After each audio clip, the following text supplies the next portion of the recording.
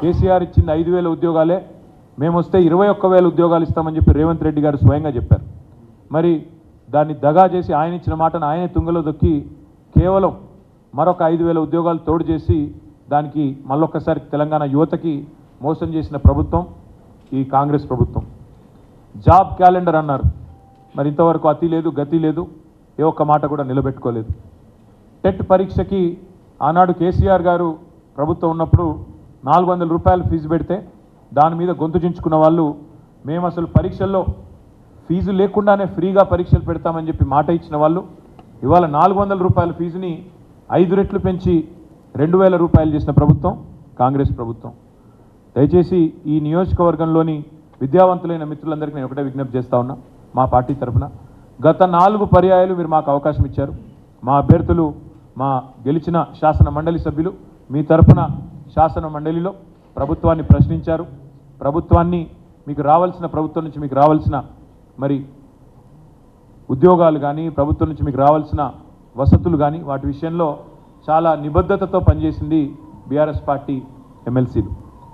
ఈసారి కూడా మీరు ఆలోచించవలసింది, దయచేసి విజ్ఞప్తి చేసేది మీకు, ఈ ప్రభుత్వం మీరు ఎట్లా మిమ్మల్ని వంచిందో కాంగ్రెస్ ప్రభుత్వం మీ కళ్ళ ముందే ఉంది. 5 నెలల్లో కళ్ళబొల్లి కబుర్లు చెప్పి ఎన్ని రకాల మోసం చేసిందో మీ కళ్ళ ముందే ఉంది.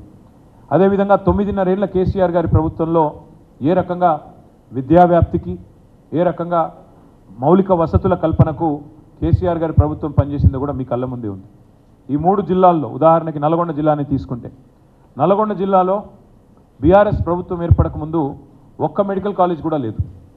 కానీ బీఆర్ఎస్ ప్రభుత్వం వచ్చిన తర్వాత కేసీఆర్ గారి నాయకత్వంలో 3 మెడికల్ కాలేజీలు ఒక్క జిల్లాలోనే ఏర్పాటు చేసుకున్నాం. అదే మాదిరిగా కొత్త జిల్లాల ఏర్పాటు మాత్రమే కాకుండా ప్రతి జిల్లాలో విద్యా వ్యాప్తికి, విద్యావంతుల అభ్యున్నతికి చాలా చిత్తశుద్ధితో పనిచేసింది కేసీఆర్ ప్రభుత్వం.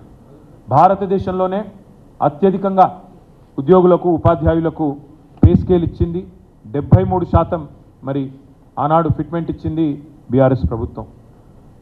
అదే మాదిరిగా 2 లక్షల ఉద్యోగ నియామకాలు ఇవాళ రేవంత్ రెడ్డి గారు ఎంత పచ్చి మోసం చేస్తూ ఉన్నారంటే, కేసీఆర్ ప్రభుత్వం ఇచ్చిన 30,000 ఉద్యోగాలు కూడా నేనే ఇచ్చినానంటూ అసలు ఒక్క నోటిఫికేషన్ ఇవ్వకుండా ఒక్క పరీక్ష కూడా కండక్ట్ చేయకుండా 30,000 ఉద్యోగాలు నేనే ఇచ్చినానని ముఖ్యమంత్రి గారు బొంకుతుంటే, పచ్చి అబద్ధాలు చెప్తుంటే పత్రికల్లో, టీవీలలో నిజంగా నవ్వాలో ఏడవాలో తెలియని పరిస్థితి. ఒక సంవత్సరంలో 2 లక్షల ఉద్యోగాలు ఇస్తామన్నారు రేవంత్ రెడ్డి గారు. సంవత్సరంలోనే, గెలిచిన మొదటి సంవత్సరంలోనే 2 లక్షల ఉద్యోగ నియామకాలు పూర్తి చేస్తామని చెప్పి మాట ఇచ్చి గెలిచి వచ్చింది రేవంత్ రెడ్డి ప్రభుత్వం.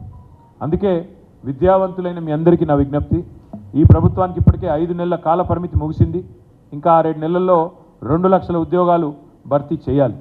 మరి 2 లక్షల ఉద్యోగాలు భర్తీ కావాలి అంటే ప్రశ్నించే గొంతు ఉండాలి, ప్రశ్నించే పార్టీ ఉండాలి, ప్రజలకు న్యాయం జరగాలి, విద్యావంతులకు న్యాయం జరగాలంటే ప్రశ్నించే రాకేష్ రెడ్డి లాంటి ఉత్సాహవంతుడైన యువకుడు శాసన మండలికి రావాలి.